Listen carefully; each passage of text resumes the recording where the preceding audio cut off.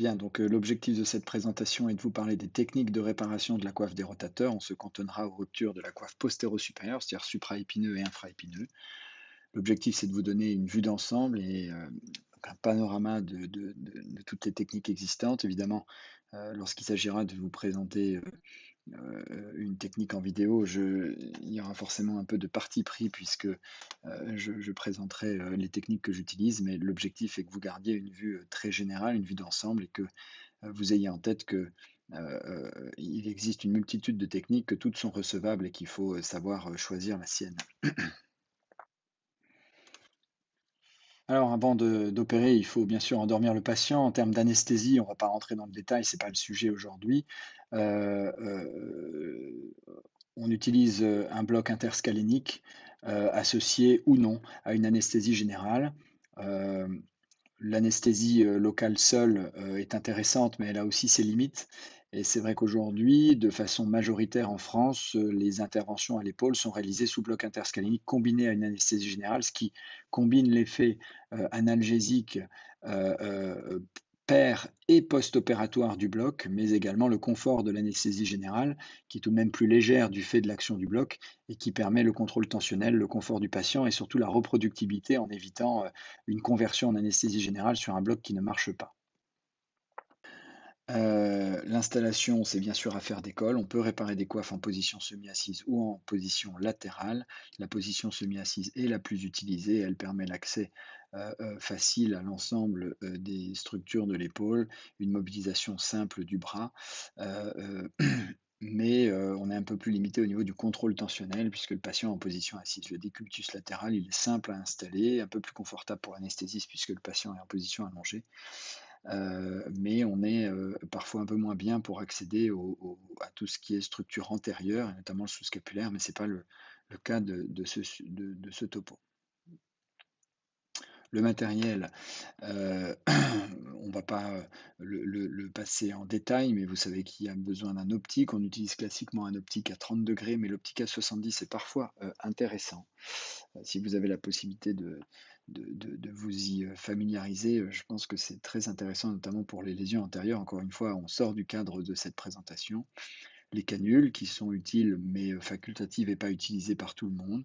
Le shaver avec un couteau et une fraise ou un instrument 2 en 1 qui est bien pratique. Une électrode pour la dissection, la libération des parties molles et le contrôle du saignement. Et puis un certain nombre, un panel d'instruments de manipulation, à vous de choisir les vôtres et de constituer vos boîtes, ainsi que des instruments pour passer les fils qui peuvent être des crochets passe-fil, des bananas lasso ou une pince automatique. Et encore une fois, il est possible d'utiliser plusieurs techniques en fonction des types de points ou des types de ruptures auxquels on fait face. Les encres, vaste sujet, il y a de très très nombreux modèles qui varient d'une part sur le plan du matériau utilisé, c'est peut-être du métal, dans ce cas-là c'est du titane, des biocomposites résorbables, des biocomposites non résorbables et de plus en plus des encres tissulaires qui sont dérivées de polyéthylène, différents types de fixation également avec des encres vissées et des encres impactées. Euh, Différents types de fonctionnement avec des encres qui sont déjà préchargées avec un, deux, voire trois fils ou bandelettes et des encres qui au contraire sont sans fil et qui servent à rattraper des fils déjà en place dans l'épaule pour venir les mettre en tension. Ce sont souvent les encres de rang latéral. Les fils, qui sont aujourd'hui systématiquement des fils renforcés en dérivés de polyéthylène, qui peuvent être des fils simples ou des bandelettes de différents calibres, certaines permettant de faire des nœuds. Le choix de l'encre, du nombre de fils, et bien sûr, et de la nature des fils, tout ça, c'est affaire d'école. Des techniques de réparation utilisées, mais aussi du type de rupture, la qualité osseuse, si bien qu'un chirurgien qui a ses habitudes a souvent tout de même plusieurs encres à disposition pour faire face aux différentes situations.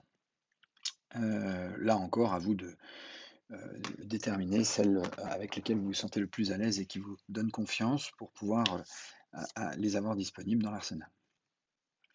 Les voies d'abord. Alors, il y en a un certain nombre de décrites. La voie postérieure au soft point permet la voie optique une bonne partie du temps. La voie latérale instrumentale qui peut devenir la voie optique au cours de la réparation. Une voie antérieure ou antérolatérale qui permet l'accès à la partie antérieure de l'épaule. La voie de Neviaser qui peut être utilisée parfois notamment pour passer certains fils à travers la coiffe. Et puis un certain nombre de voies complémentaires au bord latéral de l'acromion qui permettent notamment de positionner les encres.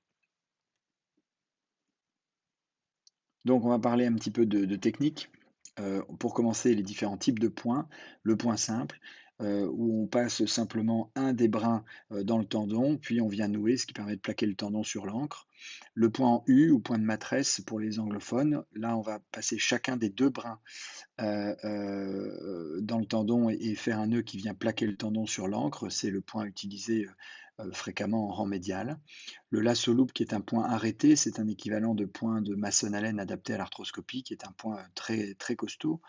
Et puis les points de haut-banc, qui peuvent être au choix faits avec un fil libre qui sera refixé sur une encre sans fil en rang latéral notamment, ou qui peut être fait sur un fil qui est déjà sur une encre, auquel cas, après le double passage de fil dans le tendon, on vient le nouer de cette manière-là. Alors, on a parlé des types de points, maintenant on va parler des types de nœuds. Alors le nœud coulissant, c'est ce qu'on utilise classiquement, il est indispensable, c'est comme ça qu'on fait les réparations. Il y en a de très nombreux, ils portent tous un nom différent et généralement on fait celui qu'on nous a appris. Donc on va pas les redétailler ici. Ce qu'il faut retenir, c'est que vous choisissez celui que vous maîtrisez bien et par contre, quel que soit le nœud coulissant que vous avez utilisé, une fois qu'il est bien plaqué sur le tendon, vous terminez par 3 demi-clés inversées pour bien le verrouiller. Les nœuds non coulissants, bah, c'est tout simplement un enchaînement de demi-clés de façon très classique qu'on peut être amené à faire sur un lasso loop notamment, ou lorsque le fil est bloqué et qu'on n'a pas le choix.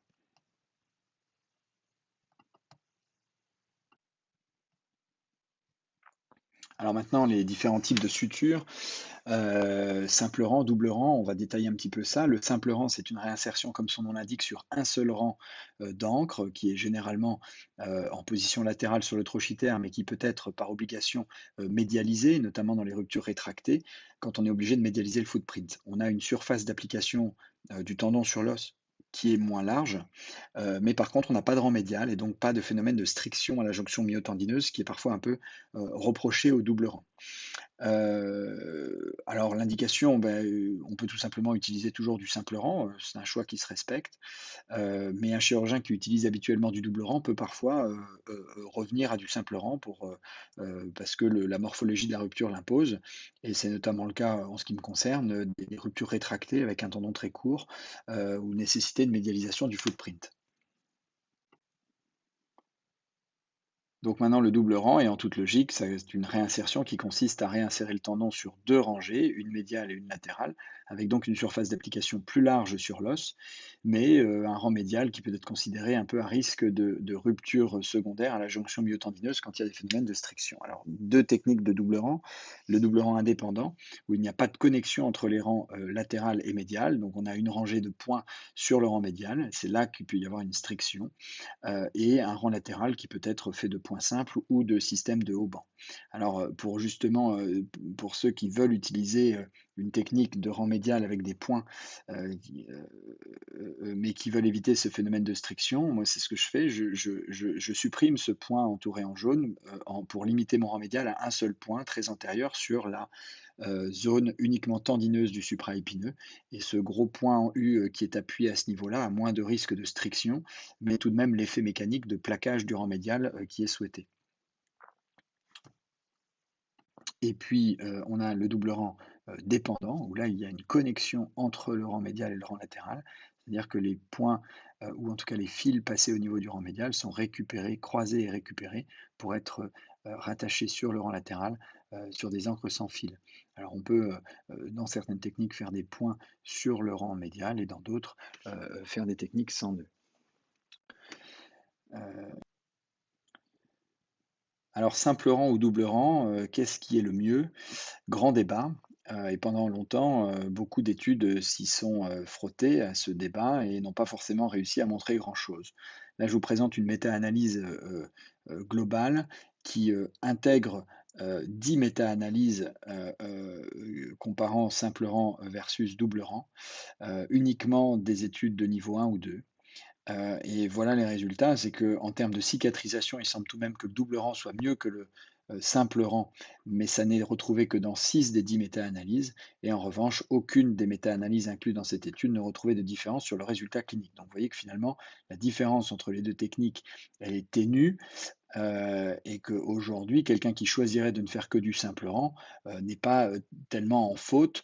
Le choix du double rang aujourd'hui, il peut être aussi, philosophique, vis-à-vis de la technique qui semble, au-delà des résultats des études, être peut-être un petit peu plus logique dans la qualité d'application du tendon sur la surface osseuse.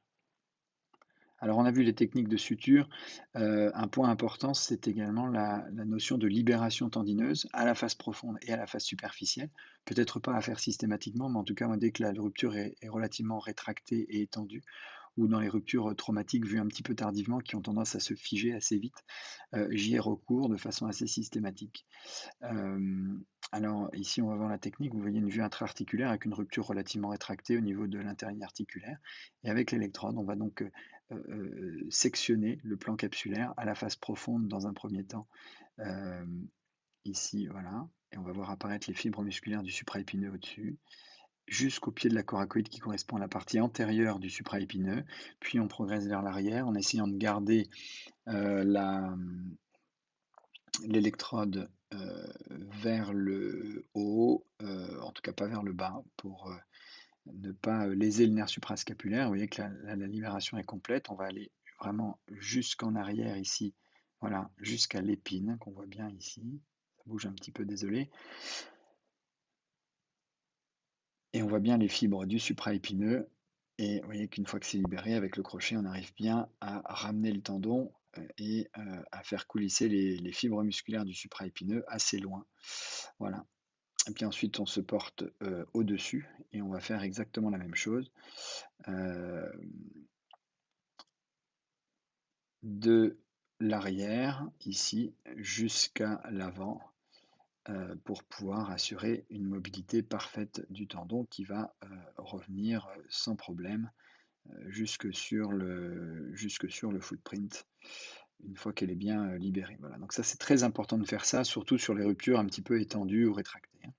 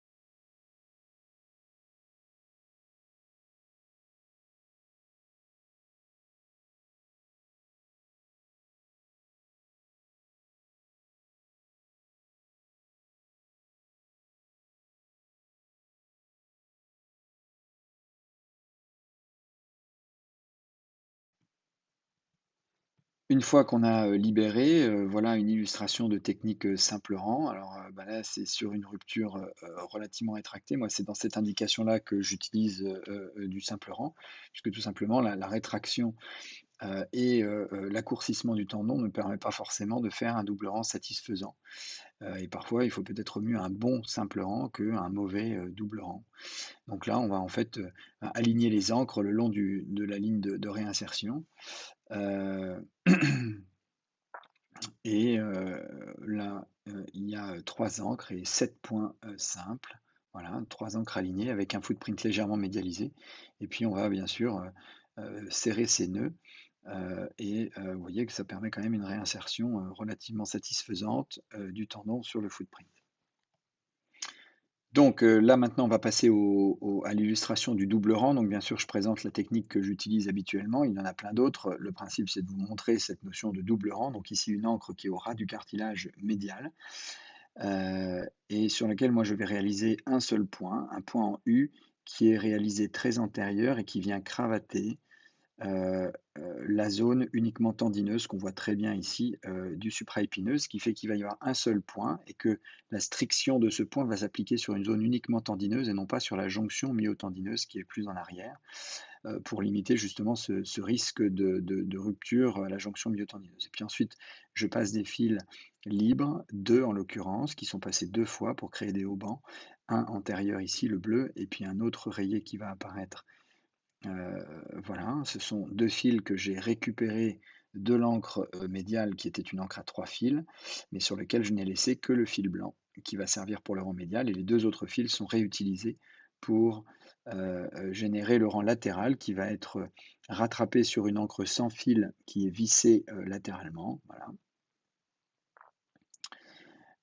Et puis, une fois que le rang latéral est bien fixé, je viens plaquer mon rang, médial au bon endroit, avec mon poing qui, comme vous le voyez, vient s'appuyer sur une zone uniquement tendineuse. Voilà, donc ça c'est la vue postérieure après réparation et puis on va le voir également en vue latérale.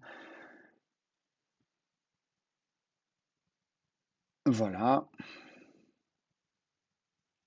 avec, on le voit en avant, le point en U médial qui vient bien en appui sur la zone tendineuse du supraépineux qui est très antérieure. Voilà la vue articulaire qui permet de voir que si le tendon est bien plaqué en sous-acromial sur le footprint, il l'est également en intra-articulaire, puisque ici, vous voyez le tendon qui vient s'insérer juste au ras du cartilage grâce à ce point médial.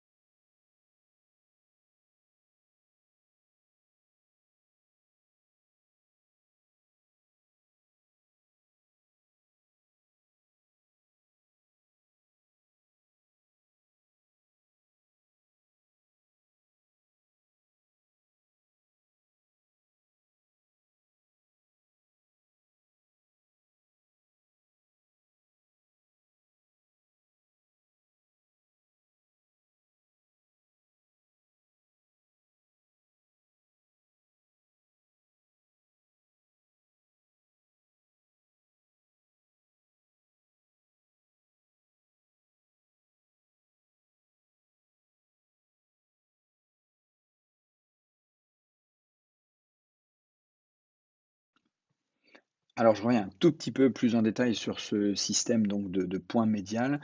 Moi j'ai, donc bien sûr, pour tous les chirurgiens qui utilisent, des techniques sans nœud, sans mettre de point sur le rang médial, tout ce que je dis là ne s'applique pas. Et moi je suis un petit peu revenu de cette technique puisque, lorsque j'utilisais des systèmes de suture bridge avec, des doubles rangs, dépendants, sans point sur le rang médial, j'avais, sur mes contrôles intra-articulaires, parfois une petite déception sur la qualité du plaquage du tendon, lorsqu'il n'y avait pas de nœud sur le rang médial.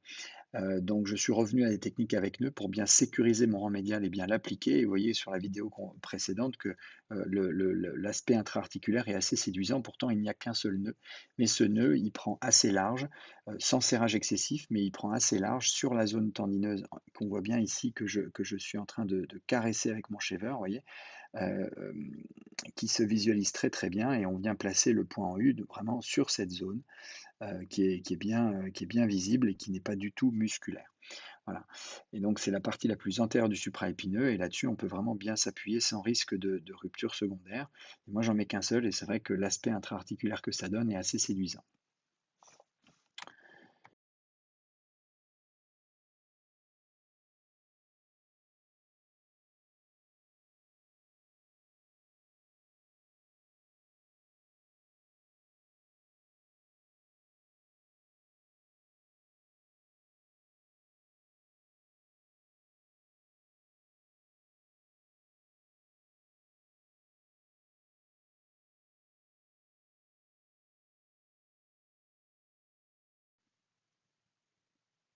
Alors maintenant qu'on a parlé des techniques classiques, il faut tout de même garder en tête que, les ruptures de la coiffe des rotateurs, c'est un peu comme des fractures, elles sont, de morphologie variable et si beaucoup se ressemblent, il y en a aussi il y a quand même de nombreuses variantes. Les classiques ruptures en L, les ruptures en V, les ruptures avec délamination des 2 feuillets, et puis tout simplement des ruptures qui ont, une morphologie inhabituelle et à laquelle il faut s'adapter. Alors bien sûr, la première phase, de la réparation, c'est l'analyse de la rupture pour, déterminer quelle va être la bonne technique pour réparer. Est-ce qu'on va pouvoir utiliser notre technique habituelle ou est-ce qu'il va falloir s'adapter et sortir un peu des sentiers battus? Heu, alors voilà quelques présentations fréquentes. Il y a la rupture en croissant qui est, donc la rupture qui était présente dans la technique présentée, juste avant. Mais on a aussi des ruptures en V, des ruptures en L, des ruptures avec une délamination entre les 2 feuillets, et bien sûr, bah, pour ces différentes, ruptures, qui sont quand même fréquemment rencontrées, la technique de suture peut être un peu adaptée ou différente. Pour les ruptures, classiques en croissance, c'est ce que j'ai déjà montré, on fait un rang médial, un rang latéral et on vient replaquer le tendon sur le footprint sans difficulté particulière.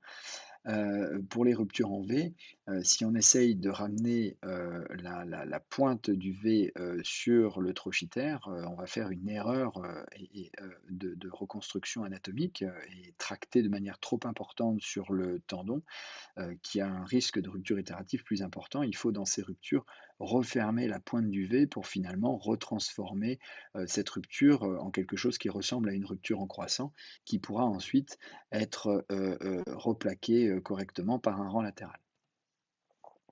Les ruptures en L sont en fait des ruptures, proches des ruptures en croissant, mais avec une, avulsion du pilier antérieur du supraépineux qui n'est plus inséré, au niveau de l'angle antérieur et donc je pense que ces ruptures gagnent à être réparées en 2 temps avec en premier temps un point de réinsertion, du pilier antérieur du sus-épineux, ce qui permet de revenir à une rupture en croissant, qui va pouvoir être réparée derrière, avec une technique classique. C'est ce que, j'illustre un peu ici.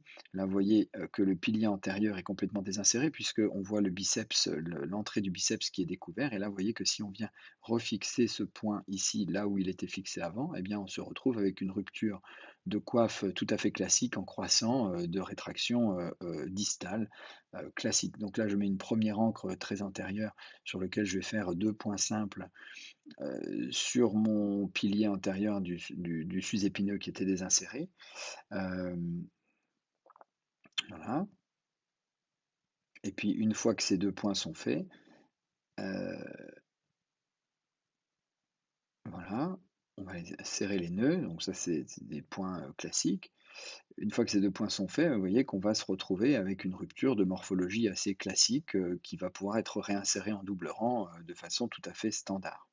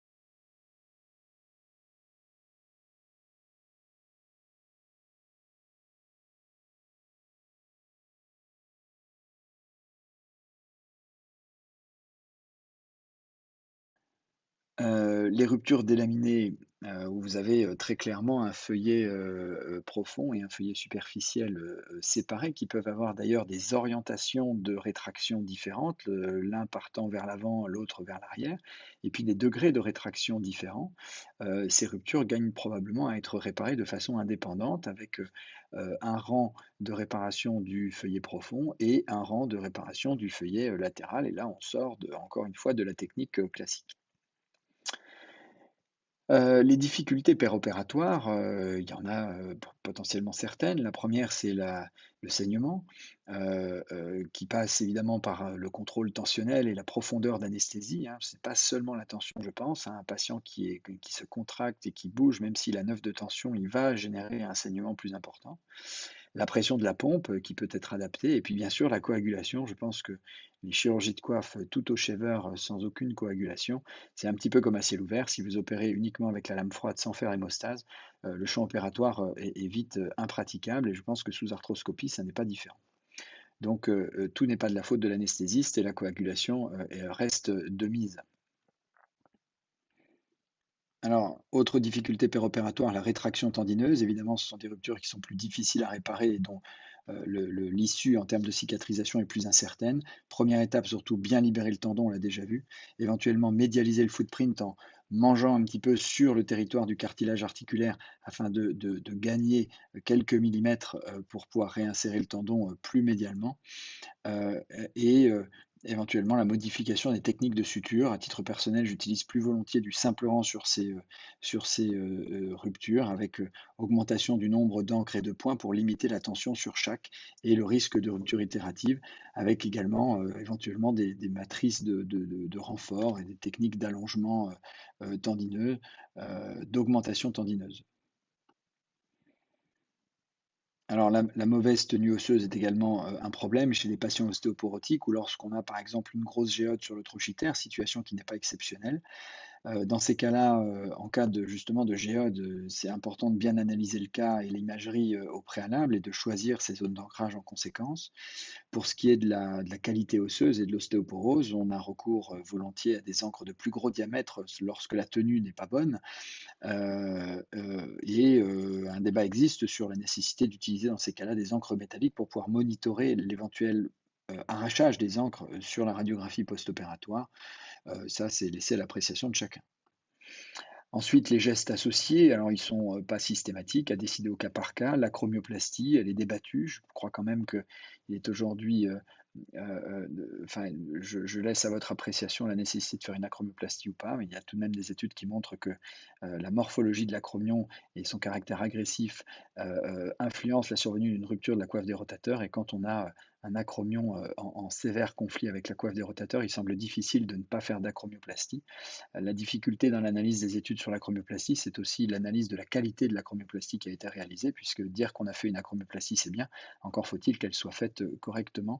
Et il a aussi été montré que dans un certain nombre de cas, une bonne partie de la zone conflictuelle de l'acromion n'était pas retirée dans l'acromioplastie, et c'est peut-être une des raisons pour laquelle on n'arrive pas à montrer de différence entre acromioplastie ou pas acromioplastie. La résection de la clavicule distale, là aussi, très débattue, et la bonne indication n'est pas bien déterminée. Euh, et la ténotomie ou ténodèse du biceps, qui est tout de même assez fréquemment réalisée, surtout chez nous. La neurolyse du nerf suprascapulaire, qui est largement pratiquée par certains, me semble à réserver à des cas bien spécifiques et surtout documentés par électromyogramme. Les techniques d'augmentation, alors les patchs de renfort synthétique pour avoir une meilleure tenue des fils, quelques études qui montreraient que ça peut avoir un intérêt, encore une fois, voilà, à discuter, peut-être sur des cas particuliers ou des ruptures étendues. Les matrices biologiques d'induction tendineuse, elles n'ont pas vraiment d'effet mécanique, mais plutôt un effet stimulateur des fibroblastes et de la cicatrisation tendineuse, peut être intéressant sur des ruptures larges ou des tendons très délaminés de mauvaise qualité pour essayer de les renforcer. Ça pose le problème du coût et puis du rapport coût-bénéfice qui pour l'instant n'est pas encore très clairement démontré. Enfin, les injections de PRP pour lesquelles on manque, là aussi de preuves. Certaines études semblent montrer que ça pourrait améliorer la cicatrisation. Encore une fois, il y a surtout un problème d'hétérogénéité des études, des produits utilisés, des techniques d'injection des PRP sur la coiffe réparée, ce qui fait que tout ça est difficilement interprétable, et en tout cas, certainement pas applicable en routine, peut-être discutable sur les ruptures larges et rétractées.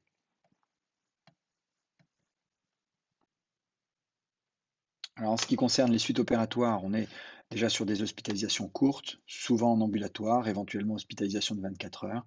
La gestion de la douleur est très importante, avec un bloc interscalénique réalisé en préopératoire qui joue un rôle très important. Mais il faut aussi anticiper le réveil de ce bloc avec la prescription d'antalgiques Péros, voire de perfusion à domicile, et l'information du patient sur la nécessité d'anticiper le réveil du bloc. L'éducation du patient, elle est très très importante. Le rôle de la psychologie dans la qualité des suites, elle est démontrée. Il faut informer le patient, être disponible pour répondre à ses questions et l'aider à se préparer au mieux à l'intervention avec des séances de kinésithérapie préopératoire, des écoles du patient et surtout assurer un suivi précoce pour ne pas le laisser trop longtemps dans le doute en post-opératoire. L'immobilisation qui est toujours relative, elle est relativement courte, 2 semaines, 4 semaines, 6 semaines pour certains, mais de toute façon toujours relative. Et pour ce qui est du type d'immobilisation, moi j'utilise volontiers un petit coussin d'abduction à 10 degrés, non pas pour l'écartement du bras, mais pour la position en rotation neutre que j'aime bien et qui me semble préférable à l'immobilisation coude au corps. Mais encore une fois, c'est une affaire de point de vue et d'école. Le protocole de rééducation, il privilégie la mobilisation passive précoce dès le lendemain de l'intervention, qui offre de meilleurs résultats cliniques et ne fait pas courir le risque de rupture itérative. Le travail actif est volontiers différé de quelques semaines, et tout ça est bien sûr à adapter au type de rupture. Alors on termine avec les résultats, et là c'est difficile parce qu'il y a de très nombreuses études. Je vous souhaite bon courage si vous voulez faire une revue exhaustive de la littérature. Moi je vous propose cette méta-analyse de niveau 1 qui regroupe de nombreuses études et à laquelle vous pouvez vous référer et qui rapporte les résultats qui correspondent un peu à l'expérience qu'on en a au quotidien, c'est-à-dire de très bons résultats sur le plan fonctionnel et sur le plan du ressenti des patients, avec des taux de cicatrisation élevés qui dépendent tout de même du type de rupture. Les résultats sont bons et surtout ils sont meilleurs que quand on ne répare pas. Les doubles rangs semblent une technique tout de même supérieure au simple rang pour ce qui est de la cicatrisation, mais on ne l'a dit pas forcément pour le résultat clinique. Tout ce qui est PRP, matrice, augmentation de tendons pourrait éventuellement améliorer la cicatrisation mais certainement pas utilisable à utiliser en routine, plutôt pour les ruptures larges ou les cas complexes de rupture itérative. Les protocoles de rééducation précoce sont plutôt mieux que l'immobilisation pour le résultat clinique, sans pour autant faire courir un risque de rupture itérative. Et puis, les résultats cliniques, en tout cas à court terme, semblent peu influencés par la cicatrisation tendineuse, mais ça reste à vérifier à plus long terme, puisqu'on a quand même on peut quand même penser qu'un tendon qui cicatrise, c'est mieux à long terme qu'un tendon qui ne cicatrise pas. Donc en conclusion, vous l'avez compris, vu la multiplicité des techniques et des implants, il va falloir faire un choix. Vous ne pouvez pas tout faire et tout utiliser. Le choix est bien sûr basé sur vos habitudes, votre école et les données de la littérature. Et tout ça va construire un petit peu votre technique qui risque d'évoluer au cours de votre carrière. En fonction de votre expérience. Mais même si on a une technique habituelle, c'est surtout l'analyse de la rupture qui va conditionner ce qu'on fait, puisque même si on a l'habitude de faire souvent la même chose, eh bien de temps en temps, il faut savoir s'en écarter quand la morphologie de la rupture, parfois inhabituelle, l'impose. Dans tous les cas, l'objectif de la technique de réparation de coiffe, c'est d'obtenir la cicatrisation tendineuse. Donc faites ce que vous voulez, mais faites-le bien. Et faites-le en accord avec les données de la littérature et les techniques dont on sait qu'elles marchent. Les résultats sont bons et finalement assez peu dépendants de la qualité de la cicatrisation dans la littérature, mais attention à ce type de données parce que c'est des données à court terme et on peut tout de même imaginer que même si un patient dont le tendon n'a pas bien cicatrisé va bien à court terme, on peut imaginer tout de même qu'à long terme, les choses se redégradent et qu'il soit tout de même préférable d'obtenir la cicatrisation. Pour terminer, les voies de recherche sont bien sûr sur la biologie, les renforts mécaniques, les matrices biologiques, l'injection de PRP, de cellules souches, où ça pourrait éventuellement améliorer nos résultats, notamment pour les ruptures les plus rétractées, les plus étendues, ou les ruptures itératives. Néanmoins, pour les ruptures plus classiques, pour lesquelles les résultats sont déjà excellents, il est évident que ces techniques un peu d'exception ne sont peut-être pas indiquées en routine. Voilà, je vous remercie de votre attention.